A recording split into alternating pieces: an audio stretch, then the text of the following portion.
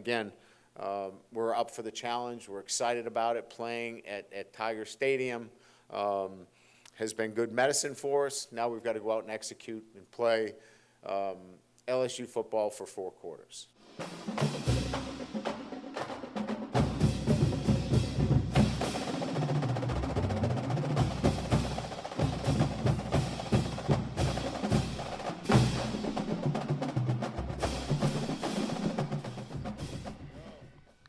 And we say happy Tuesday morning to you, November 5th. As always, Buddy Sanji in the house here taping Tigers Roar once again from our new studios. Hope everybody doing well. Everybody knows that this is a big, big week with LSU and Alabama.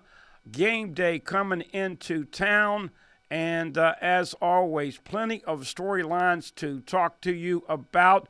Oh, by the way, breaking news yesterday, most of you are aware that the Saints did pull the plug on Dennis Allen. JP and I were talking before the taping of the show on this Tuesday morning that Dennis Allen's overall career coaching record now is 33%. Saints look like they were incredible the first 2 games of the year, and then, as we know, have lost 7 consecutive games. So the pink slip goes. Darren Rizzi, the special teams coach, got a weird voice inflection. We'll let you hear from him later on in the show. We also know that, of course, we've got BK tape today. BK, and I got some good news. Oh, by the way, if you're just tuning in for the first time, it is Election Day, so exercise your right to vote. And if you don't do that, then you can't be griping and complaining afterwards. But I know a lot of people are headed over to the voting spots today. So once again, get that done and get that taken care of locally as well as with the presidential election tonight. As we alluded to, we have the sunglasses on for a couple of reasons. Number one, the last time LSU played and we did a show, they got beat at Texas A&M. Tale of 2 halves. Tigers were doing great. If you go back to what we said, folks, the last time we were here at Tigers Roar, we told you it's a bad habit to get invested in hanging on too many field goals. You cannot continue to play for field goals, and LSU had 4 against Arkansas. Well, they botched a trio of those last time out against Texas A&M, and it came back to bite them.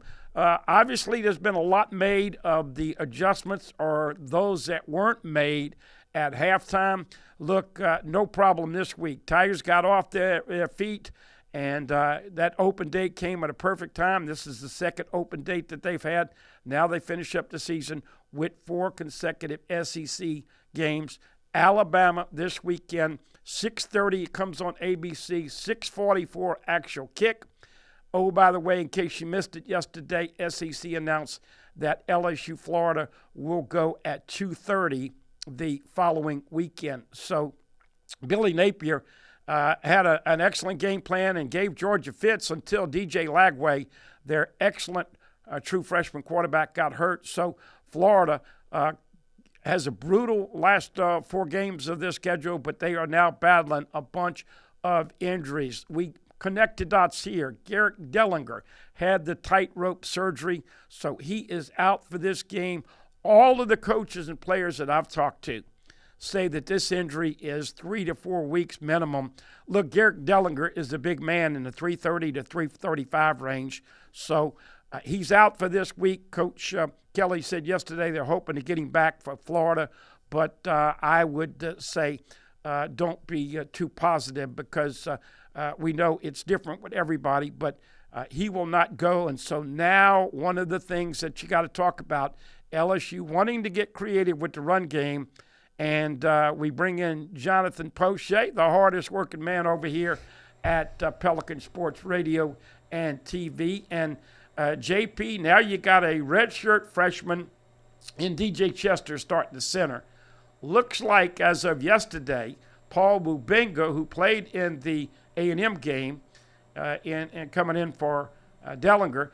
Looks like he may start again. He's a redshirt freshman at left guard. Will Campbell, obviously the junior, highly touted at left tackle, and then Miles Frazier and Emory Jones on the right side.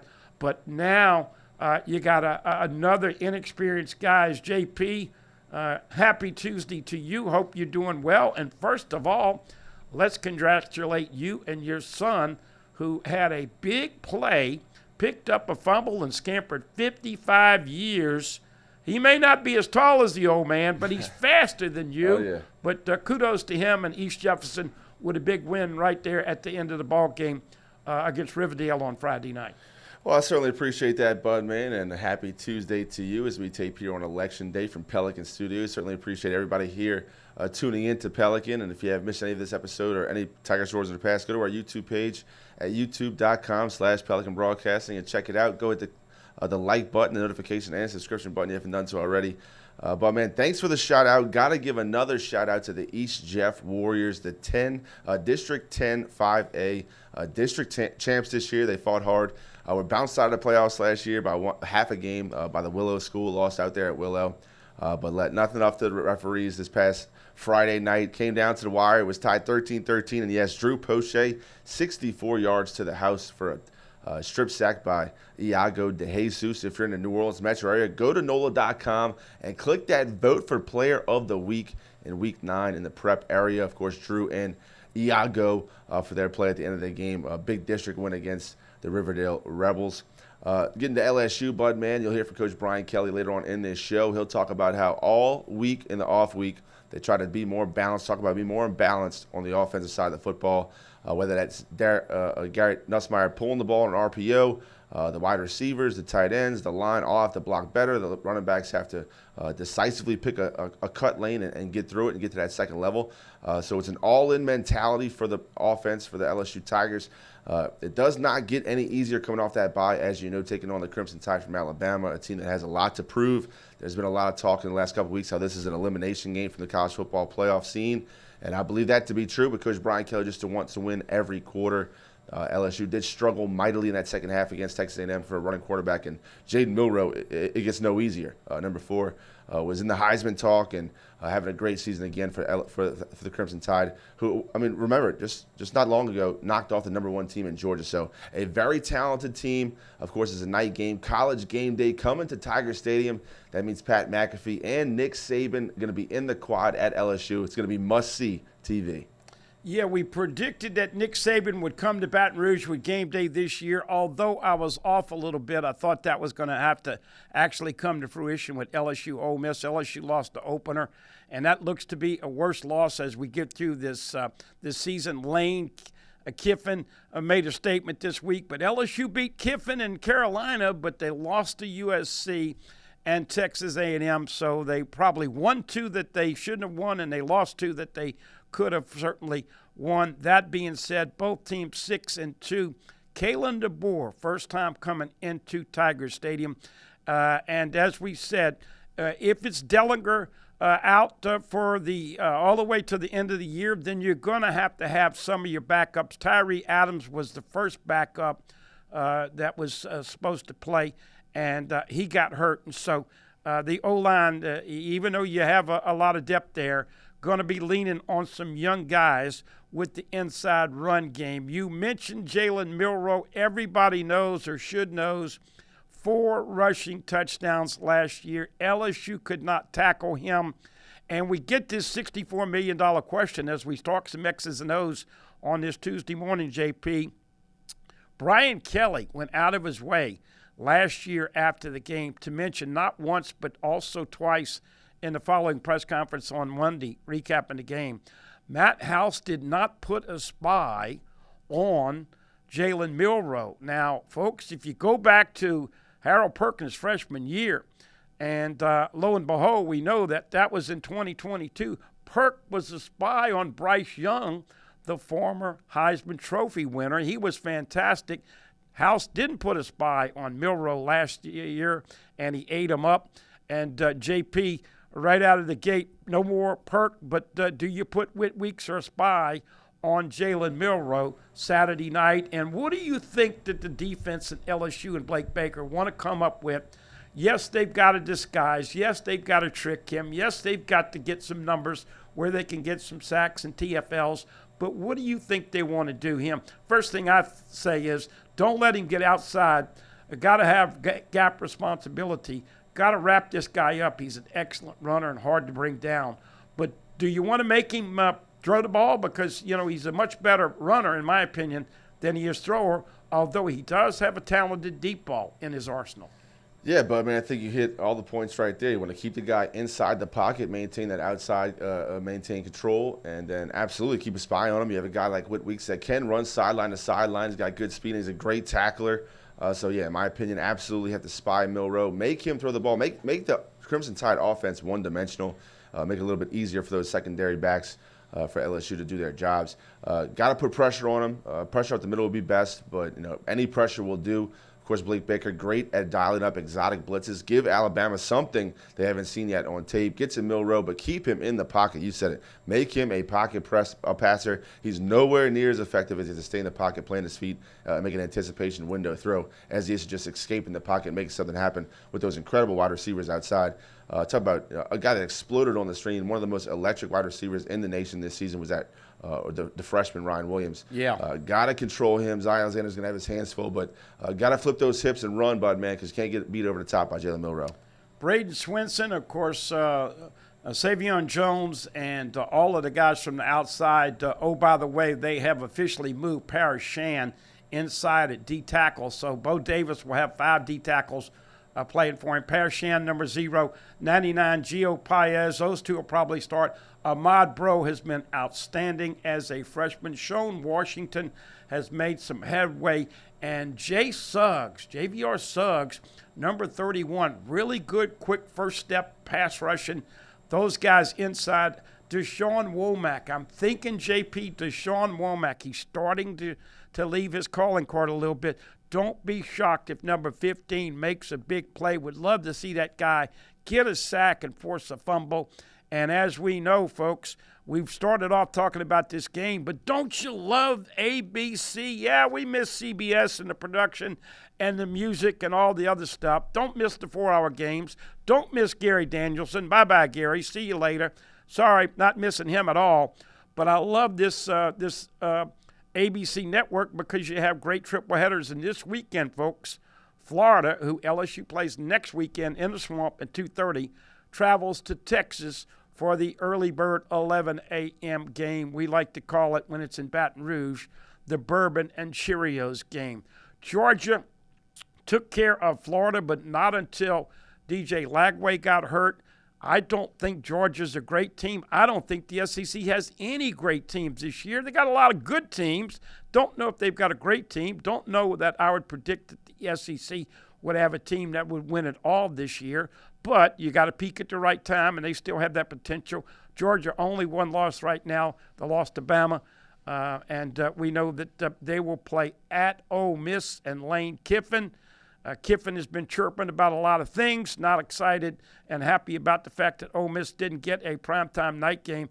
But sorry, Coach Kiffin, you got to win a couple of championships, and you got to bring TV ratings like LSU, Alabama. So they are the third game. So once again, Florida at Texas, probably going to be a blowout by the Longhorns. Georgia at Ole Miss. JP, I'll ask you about that one. And then Alabama coming in against LSU. Crimson Tide in the 2-point range favorite right now. Could be 2, 2.5, 3. Might go down to 1, 1.5.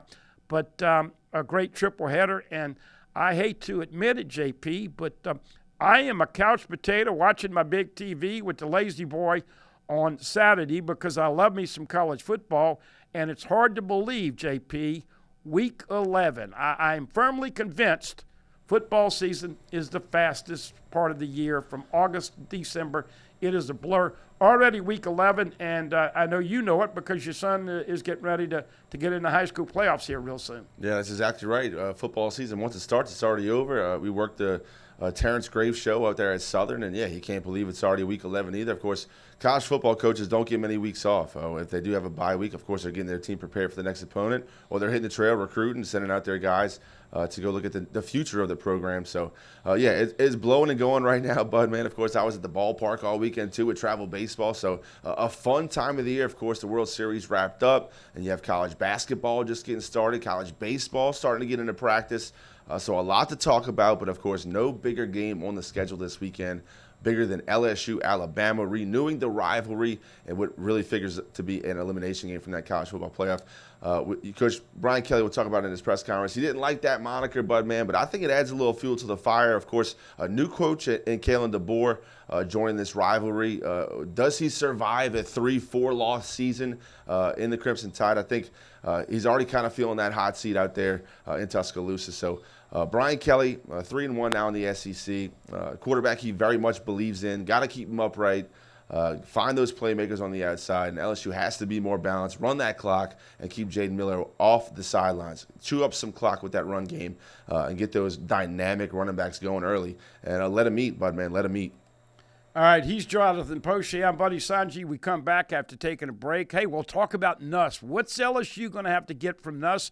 What kind of play calling is Joe Sloan and Brian Kelly going to dial up? We'll give you some tidbits on all of that right here on another edition of Tigers Roar. Hope you're doing well. Go vote. And as always, big one this weekend, back with JP and myself right here with Tigers Roar on Pelican Sports TV.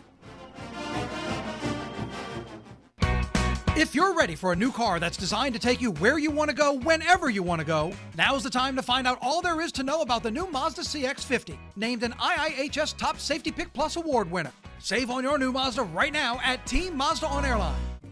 Hi, I am Dr. Farrell Frugier Jr., and I am a general dentist at Frugier Family Dentistry. I was born and raised in Baton Rouge, Louisiana. I went to Catholic High School, LSU, and LSU School of Dentistry in New Orleans, where I received my DDS degree in 1986. I always have and will continue to be committed to continuing my education, to invest in technology which makes the diagnosis and delivery of dentistry more thorough, more comfortable, and more aesthetically pleasing. In our practice, we are here to serve the patients. We want to improve their quality of life and to develop relationships with our patients. In dentistry, we have a chance to impact lives on a daily basis, not just by doing dentistry, but by getting to know them and being a part of their life. We also believe in giving back to our community. So every year, we give back to the Greater Baton Rouge Food Bank, Toys for Tots, and Mary Bird Perkins Cancer Center. Please stop by and visit our office. We would love to take care of you and your family.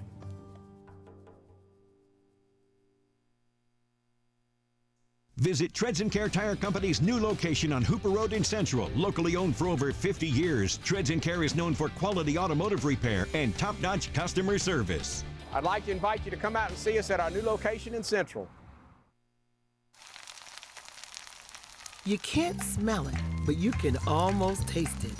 And whether it's for a family get-together or a game day feast, having Manda in the mix always sounds good. For 3 generations, their quality meats and original seasonings have made Manda a Louisiana legend and made their family sausage Louisiana's family sausage.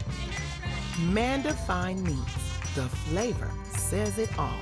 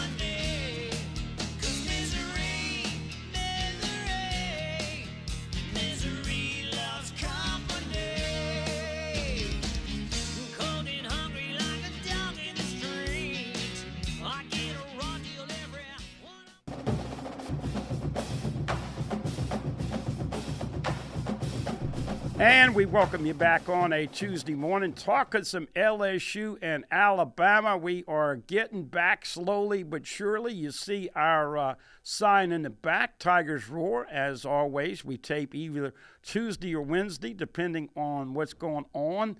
And look, we couldn't do it without our great sponsors. A big shout out to AT, Alan Traylor, and Bert Carson, our owners.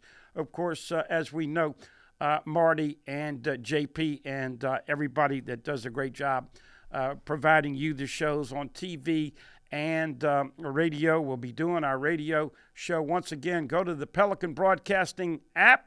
Download that app, and you can go to Pelican Sports Radio. Check me out live from 1 to 3 as we get you ready for LSU, Alabama. All right, JP, let's get into it. You know, Nuss has been fantastic. I think he was so good at the start of the year. We didn't expect him to fall off the wagon, and unfortunately, you just can't turn it over like he did and like LSU did. So 3 INTs. Coach Kelly, I think, is very excited this week because I think they got a chance to look at the tape. And JP, we've been griping about the play calling and just how predictable it was. If you heard Brian Kelly yesterday, and you will hear him coming up on this program shortly, he realizes, JP, they've got to get creative with the run game, but they've also got to give Nuss some easier stuff to throw. Chris Hilton should have the rust off. We know that we'll get an update, but C.J. Daniels is doing appreciably better. 14, Trey'Dez Green needs some reps and targets and plays, especially inside the red zone. But what do you think Joe Sloan and BK are going to come up with game plan to reestablish the confidence of a quarterback who threw it to the other team the last time out? Yeah, and really, Bud, man, it speaks to my point that I believe Garrett Nussmeier can only get better coming back to LSU for his final year of eligibility. Don't skip it. Don't go to the draft because you still have a lot to work on.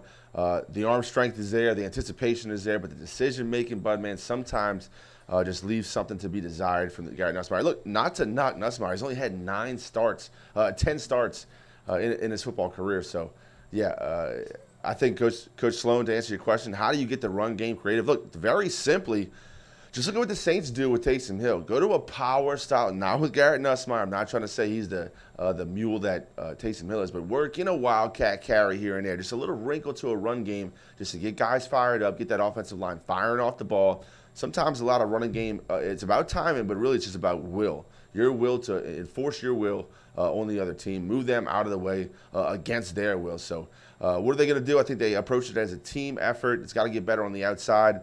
Of course, the old adage that, big runs have blocking downfield, so wide receivers have to get involved, tight ends have to get involved. The offensive line has to know their fits, which gap they're responsible for. It's a group effort.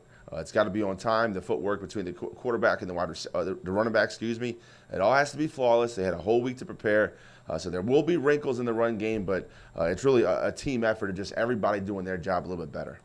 Look, folks, everybody knows that it's always special when Alabama comes to town. They have had a history of many years stealing games from LSU and have had a great record here. Of course, BK in his first year in 2022. What a glorious win. Probably the best win on his resume. Beat Nick Saban. And JP, we talked about this in the summer and early fall. We said Saban would be coming to town with game day, but little did we know that they would be coming to town with two teams, 6-2. You mentioned it. Folks, this is a no-brainer. Whoever loses this game can kiss the playoffs goodbye.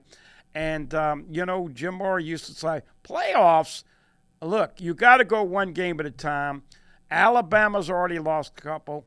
Obviously, LSU's lost a couple.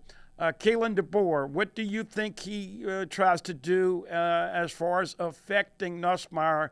One of the good things, even though the LSU's a little thin at the inside of their offensive line, they don't have the stalwart D tackles like they've had in the past, and they've been giving up bigger plays with their secondary. Still have linebackers, still have plenty of talent, but they lost a lot of players. In fact, their best DB, Caleb Downs, went to Ohio State. So, JP, I heard this stat going into the press conference yesterday.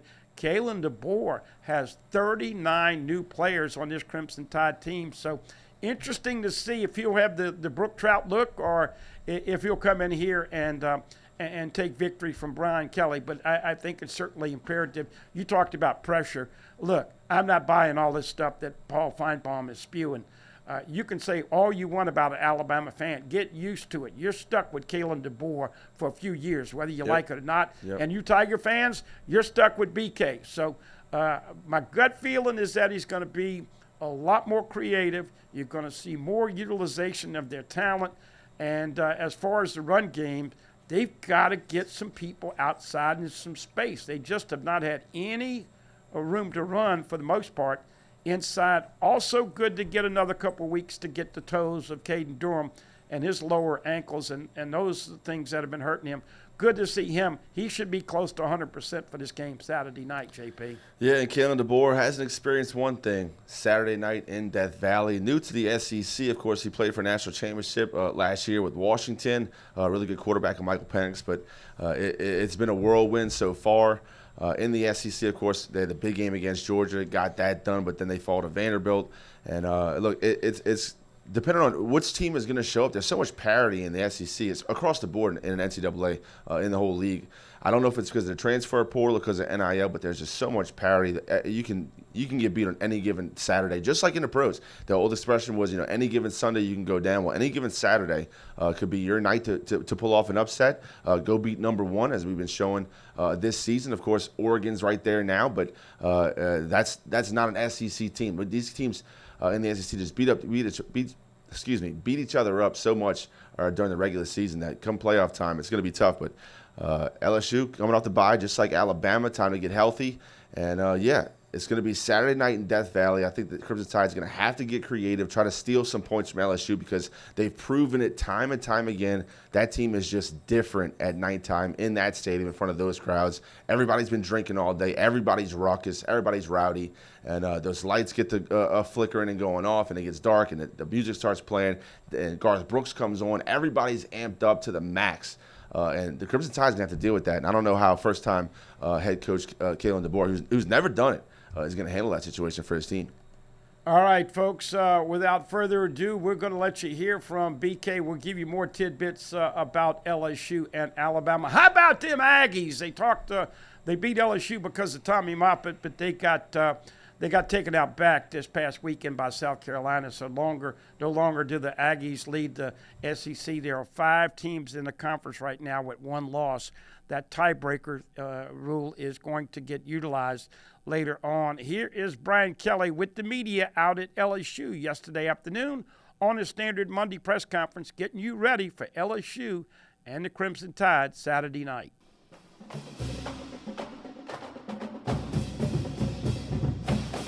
Got the guys back yesterday, got a chance to do scouting reports and weight train and get an opportunity to, give our guys an opportunity, a bonus, if you will, look at Alabama. And now we take on an outstanding football team, probably as balanced of a football team that we're going to play this year. And when I mean balanced, I don't mean necessarily in terms of offense, defense, in terms of 50-50. I mean talent level across the board. Apparently no weaknesses in my eyes relative to their talent level. I think, sometimes when we look at teams, we look at, potential weaknesses at a particular position. I don't see any with this team. Defensive line, linebackers, secondary, safeties, corners, offensive line, running backs, quarterback, wide receivers. This is a extremely talented football team with no apparent weaknesses. Well coached, and certainly, a football team that, we'll have to play our best against. Leading into the game, the keys to success are pretty obvious from an offensive standpoint, taking care of the football. As I mentioned earlier, we'll have to have better balance, offensively, and that will be a prerequisite. Defensively, stopping the quarterback is going to be paramount. Milroe's outstanding. He also can throw the football, so, he is a dual threat. I think first down is an important down as well. I mean, they're one of the best third down and short conversion teams in the country. We need to get them behind the chains. So that'll be an important element of the game. Again, continue to get the ball to our playmakers. Neismar is still second in SEC in passing with 20 touchdowns. Lacey, Taylor, Anderson, all have been big play guys for us. Swinson and Weeks on defense, continue to play to our strengths is going to be absolutely important. Kalen DeBoer's done a great job. Wherever he's been, they had a great victory against a top 25 team in Missouri and beating them 34-0. And, of course, they've got the great win over a number 1 Georgia team earlier in the season. So, as I mentioned, Milroe, tandem backs, and Miller and Haynes, we all have heard and seen about what Ryan Williams can do. Tight ends, they're deep, offensive line experienced. And then defensively, I think Malachi Moore is probably one of the most productive safeties in the country. Lawson is a handful, probably one of the more experienced linebackers in the country. Overton is the transfer from A&M. I mean, it's a really good football team. Nicholson won the Groza last year at kicker. So as I mentioned, it's a team that has no apparent weaknesses in my eyes in terms of every single position up and down the board. Again, we're up for the challenge. We're excited about it. Playing at Tiger Stadium has been good medicine for us. Now we've got to go out and execute and play LSU football for 4 quarters. So with that, we'll open up to questions. Hey, Brian. Was Garrett Dillinger's ankle sprain the kind that would require did it require a surgery? Yeah, he had a tightrope surgery, so he will be out for this weekend's game against Alabama. Hey, Coach, a lot of people are calling this a playoff game in itself. Do you embrace that kind of talk? Does that give urgency to it, or does it create anxiety and you stay away from that? Yeah, I think, each game that we play is a new game in itself, and I think it goes to what I talked about. We're much more focused on playing 4 quarters of football. Our focus last week was, cleaning up the things that we needed to take care of internally. And so our focus, where our real work was thinking about what we needed to do better to play at a higher level. Look, all that other stuff is out there, but it doesn't help us relative to what we need to do. And I know there's been other national talks about, this is an elimination game. Well, if this is an elimination game, every game in the SEC is an elimination game. Everybody that has a loss, everybody that has 2 losses, everybody that plays each other, it's an elimination game. So we can kind of put that to rest. This is really about each team in the SEC knows where they're at, right? I mean, the record speaks for itself. This is about you need to play your very best when your best is needed. Coach, we talked a lot about how the running game is important to stay ahead of the sticks, but how important is a guy also like Aaron Anderson in the slot who can, kind of keep you guys ahead of the sticks in the quick game? Yeah, no doubt, and he's been there for us, right? I mean, I think we have, guys like Mason Taylor and Aaron Anderson, and then, certainly Kyron Lacey's been big for us on 3rd down. We've got to be more consistent across the board and creating a little bit more uncertainty in terms of what we are doing and making sure that we can, get the ball to the playmakers, but be able to include that in a variety of different ways and include, the screen game and misdirection and the running game and create a little bit more uncertainty in terms of what we're doing offensively and I think you'll see that as we continue to move forward. Right, in that regards, C.J. Daniels seems to be so pivotal to opening up a lot of your offense. How healthy is he? Can you kind of elaborate on what he gives you guys as far as versatility? And then just with the potential of a storm coming this weekend, how much do you monitor that? How much have you talked with the conference about that? Yeah, so CJ is much better than he was, obviously, going into the A&M game. And I thought he did a terrific job getting himself ready. I thought our training staff did an incredible job, our doctors, in helping him get ready for a game that, in many instances, it was a game-time decision. I know a lot of you were there, and you saw him working out before the game to get himself ready. Unfortunately, he couldn't answer the bell in the second half, but he's further along. You know, we don't have to put out a report, but I would say he's much better than he was a couple of weeks ago, and the expectation would be that he's going to be able to help us.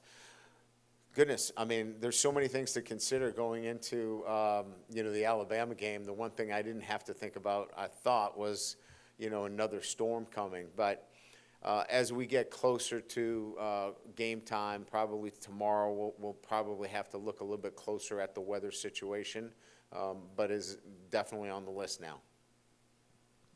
Yeah, Brian, last month of the season coming up, SEC, a lot of one-loss team, a lot of two-loss teams. NIL, has it created the parity that you see in pro football? Has it brought that to college football? Yeah, you know, I don't know that it's hard for me to really assess that like halfway through the season and looking at the rosters. Look, there's been transfers, right? There's been transfers from, you know, different schools that have made impacts, you know, and maybe some have negatively impact rosters. But those are choices, right? Those are choices that programs and coaches make. So, you know, I don't know that if you take in its totality, whether it's been a plus or a minus. I think some schools would say it's been a positive for us. Some might say, well, maybe I shouldn't have made this decision, but it's still a choice that you make. So in terms of being able to kind of give a statement as to whether it's good or bad, I think it's out there, and then you have to make that individual decision as to, you know, whether, you know, that's something that you want to be part of relative to the transfer portal. But NIL is a good thing. NIL is a positive thing that you have to be able to manage within your program, and I don't think that has sidetracked us. I think transfers and making decisions on all of those things has probably been one of the bigger issues, because it changes your roster, it changes the chemistry, it changes, you know, how you look at your roster each and every year. You talked about it last week, using last week to clean some things up. How was that received from the guys? Is it something as simple as when you see tape, it really clicks with them, or is there further explanation needed? Well, I think each situation is different. Look, they clearly knew what happened in the Texas A&M game. I mean, just to recap, you know, we turned the ball over 3 times and we couldn't stop a quarterback. We didn't have the emotional flexibility to kind of flip the switch. And did we spend enough time in helping our guys do that, right? So this is coaches coaching and players playing. Did we do our best? And obviously we did not, right? So collectively, we all had to take ownership in that last week. So it wasn't a fun week to be around, but you know, we've put that past us, and our focus and attention has been on working on getting better in those areas that we know that we have to get better in as coaches and players, and getting prepared for a really good Alabama team. Coach, right down here to your left.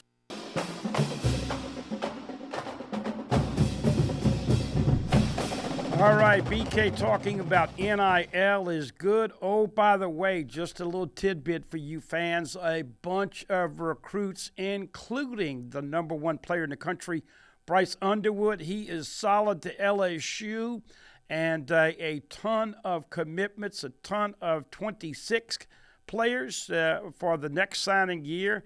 And hard to believe, folks, that we are coming up on the signing date and the first Wednesday in December.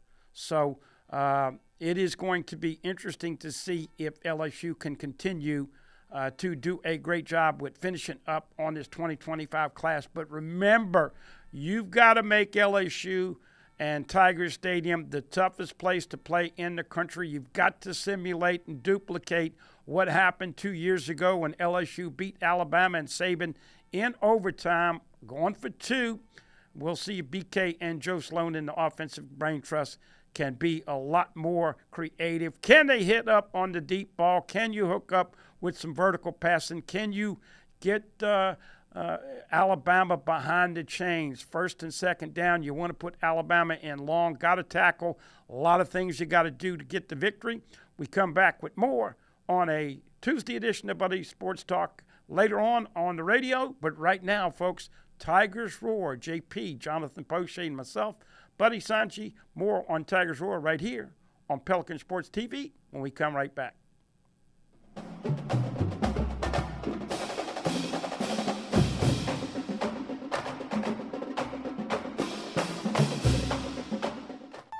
Tremonti's has meat. Tremonti's has seafood. Tremonti's has much more. Tailgating and home gating platters. Huge wine and liquor selection. Beer and all the spices you need. Chairman Reserve and Wagyu meats. Ribeye rolls, shrimp rolls, kebabs. 20 flavors of sausage for the grill. Daily lunch specials and game processing. On-site catering also available. Good meat ain't cheap and cheap meat ain't good. Visit Tremonti's.com. Few things in life are as valuable as family and peace of mind, especially when it comes to your final arrangements, and that's where Lee Serio can help. His prepaid funeral plans make sure your life will be remembered exactly the way you want it to. With Lee Serio, no detail is too large or too small. Call Lee or his wife Gretchen at 225-315-6329. Let Lee Serio give you and your family the peace of mind you all deserve. Live and play on the fairway at Greystone Golf and Country Club, a serene, challenging golf destination located in Denham Springs. For tee times and membership opportunities, go to GreystoneCountryClub.com. It's game time at Team Toyota. Whether you're tailgating or heading into the stadium, dominate the road and drive like a champion in your new Toyota. Get off the sidelines and save thousands at Team Toyota, I-12 at O'Neill. Toyota, official automotive partner of the NFL. Treads and Care Tire Company announces its new location on Hooper Road in Central. Locally owned for 50 years, Treads and Care is known for quality automotive repair with top-notch customer service. Treads and Care offers the convenience of shuttle service and pickup and delivery of your vehicle. You can also enjoy the comfortable customer area, complete with workstations, high-speed internet, and a complimentary coffee bar. I'd like to invite you to come out and see us at our new location in Central. Treads and Care, the tires you need and the service you want.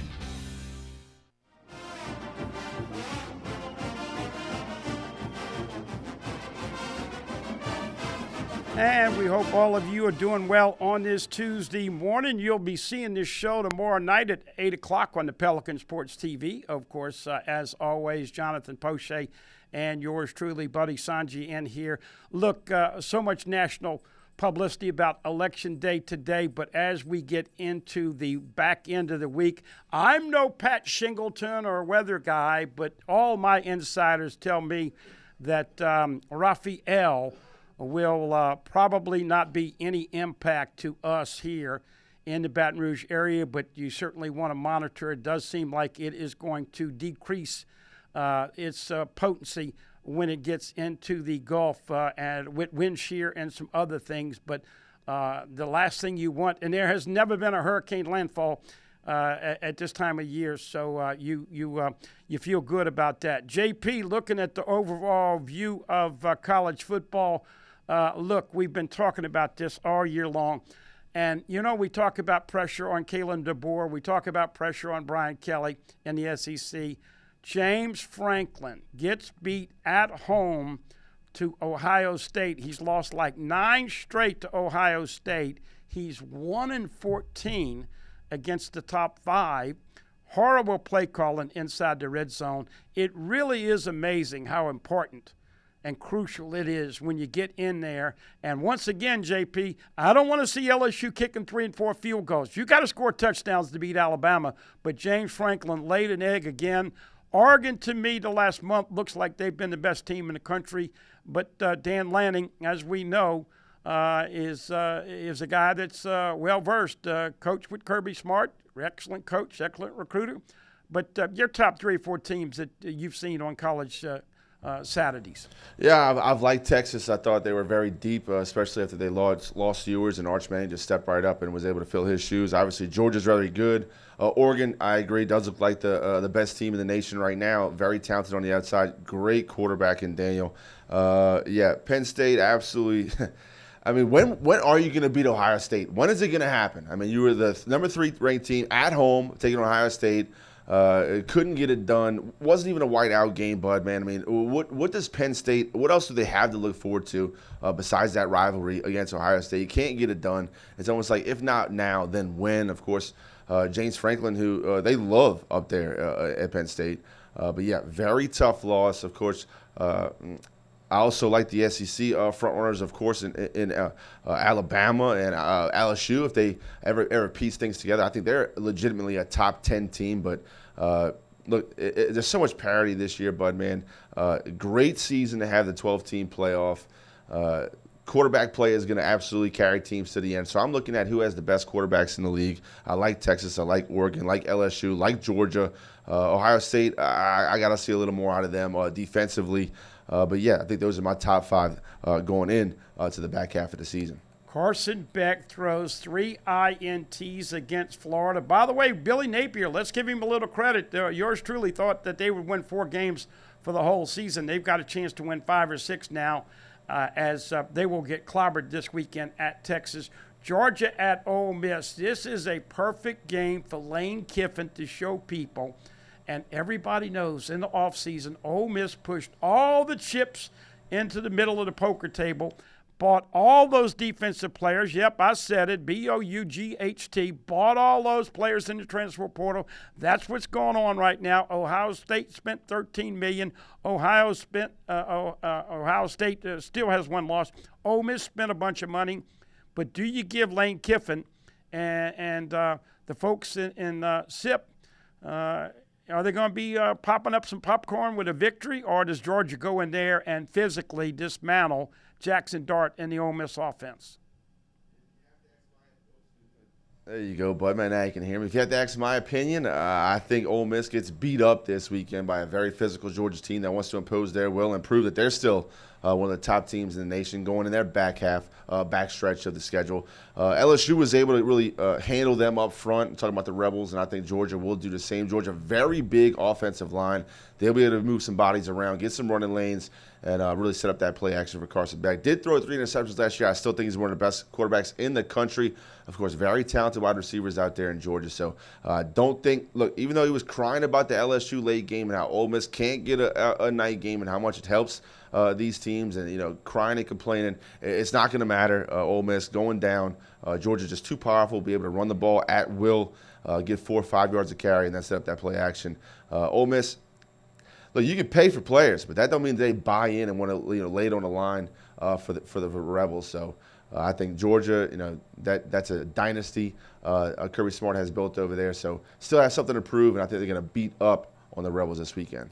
By the way, there was a lot of conjecture that Michigan was going to throw $5 million at Bryce Underwood and get him to play quarterback.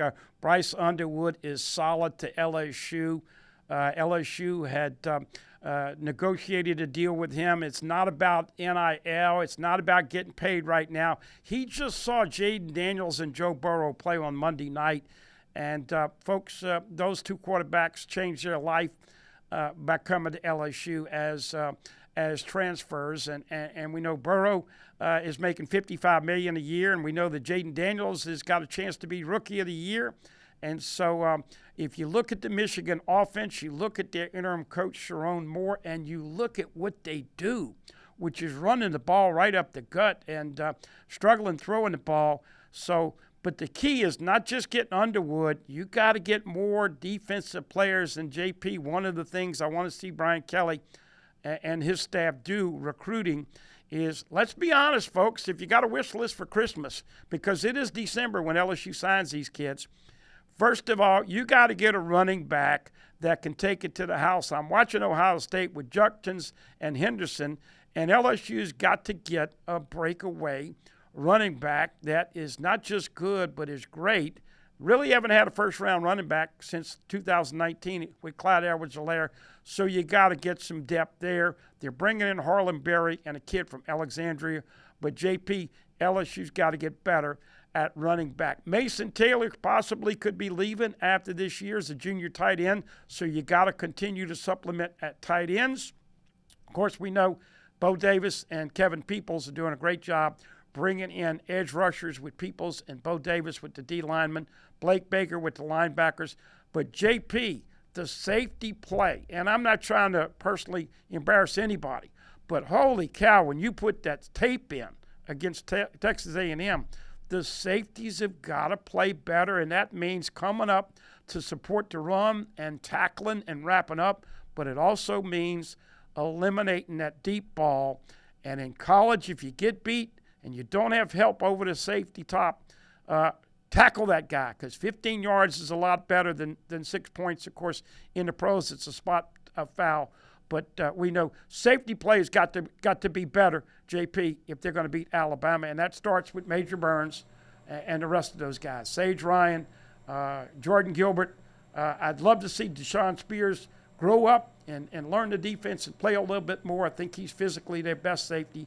But you can't be having slouch tackling against Milroe, and they've got a couple of big running backs that are good. So got to tackle and get people to the ground Saturday night if you're going to try to contain Milroe in this Alabama offense. I completely agree, Bud, man, and we're going to take a quick break here on Tigers Roar, but if you missed any of this episode, go check out our YouTube page at youtube.com/Pelican Broadcasting. All the Tigers Roars are archived right there for you viewing pleasure. While you're at the plays, go ahead and click the notification button, and also subscribe if you haven't done so already. It certainly helps us out with the algorithm, and you get notified every time you post something new right there at youtube.com/Pelican Broadcasting. Got to get to break because we're coming back talking about the Hoodats. Saints dismal right now, Bud, man, but they're finally making some positive changes in the organization.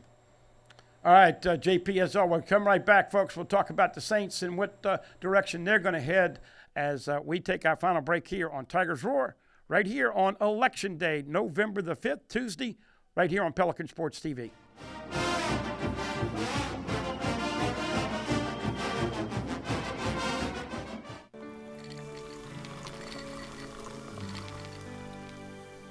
No one can stop me when I taste the feeling. Nothing could ever bring me down. Nothing could ever bring me down.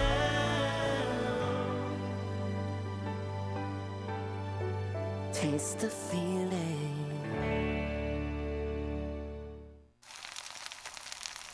You can't smell it, but you can almost taste it. And whether it's for a family get-together or a game day feast, having Manda in the mix always sounds good.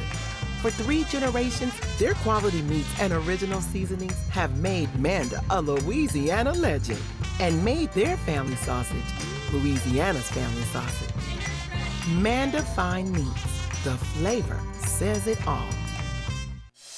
It's game time at Team Toyota. Whether you're tailgating or heading into the stadium, dominate the road and drive like a champion in your new Toyota. Get off the sidelines and save thousands at Team Toyota, I-12 at O'Neill. Toyota, official vehicle of the New Orleans Saints. Caught spiders?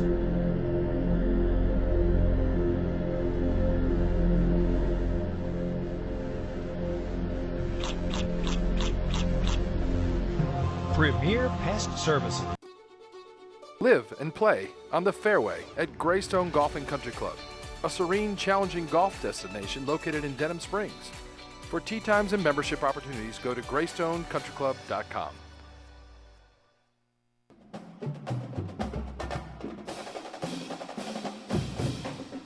All right, folks, we've been jacking our jaws about LSU and Alabama. Don't forget, 6:44 kickoff in Tiger Stadium, game day. It'll be a long day. New Orleans Saints, JP, let's get right into the highlights and recap the weekend that Dennis Allen and the guys had. Just a couple quick things. Obviously, a tough day here. Tough day for me, tough day for this profession. It's kind of just gives you the reality of the situation. Dennis did a lot for this organization, and I consider him a close personal friend. So it's obviously a little bit of a tough situation. As I told the team earlier today, we've all had a hand, me included, in where we are right now. And we're all going to have a hand in kind of digging us out of this hole that we're in. So, like I said, this is not this is a day that's a little bit tough. It's a situation I've been through before, a couple different times, and we need to circle the wagons right now. We need everybody on board, and the only way I know how to do it is to fight and work out of it. So that's what we're going to do. So far, what's Sorry. your message to the fans who have given up on this season? Listen, they should be pissed off. I'm pissed off. The fans should be pissed off. The people in New Orleans, the people of Louisiana, no one should be happy. And I think this city deserves a winner. They know what winning football looks like. And, you know, it's our job to bring that back. And my message is this. Here's what I can't promise a lot. I can promise passion. I can promise fight. And I can tell you that team's going to go out there every Sunday. And that's going to be clear that we're going to have a team that's full of passion and a team that's full of fighters. That I can promise you. Now, the football's got to get better. The execution's got to get better. All right. But we're not going to lack. We're not going to lack those two things. We're not going to be boring to watch. That I can promise you. I think Riz is the type of coach and the type of leader and the type of man that really can kind of command the room. I think he kind of knows what buttons to push to motivate his guys, right? And he's a straight shooter. And I think you need that sometimes. I think guys need to be called out sometimes, right? And so, you know, I think Riz is going to provide us, with that sense of reality, you know what I mean, always. And so I'm just looking forward to really playing for him because, like I said, you know, he's a special teams coach, and I don't spend a lot of time with him, but we have a great relationship. And I think that says a lot about, you know, who he is as a coach. You know, I think, you know, I've been on a few teams where special teams coaches don't really talk to guys that they don't need, you know what I mean? And so, I mean, he's a guy that has a really good relationship with a lot of people, you know, as far as players and stuff goes. So, you know, I think he'll be all right.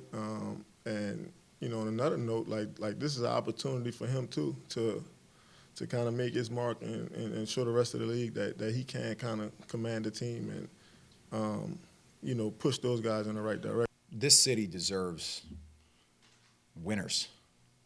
This city, I mean, these are tough people, and I'm not going to apologize for swearing, but I should. These are tough, gritty people who've been through a hell of a lot, and they deserve to watch sports teams that can go out there and lay it on the line and come home with wins. And you know what? We're going out there, we're laying a hell of a lot on the line. We're not seeing the results, and that's the bottom line.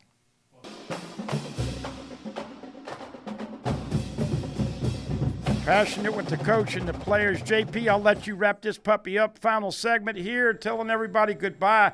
LSU, Alabama, JP, you saw a lot of emotion with the Saints. Yeah, Bud, man, sorry about that switch right there. Trying to do a lot back here. Thank goodness Coach DeGale Benson talked to the players, asked what the problem was, and they all kind of pointed towards leadership.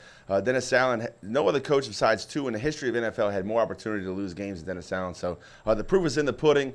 Unfortunately, Mickey Loomis still has a job into the offseason. He has to go next for the Saints. But look, I got my Who Dat shirt on. Rebuilding for sure. Proud to be part of the Saints right now. A lot to be happy about. And look, check out our YouTube page, youtube.com/Pelican Broadcasting. But man, I got beepers and buzzers and everything going on, so I'll close it with you. Who you got this weekend, Bud, man? See you next week, everybody. Have a great go vote, and we'll see you next week right here on Tigers Roar.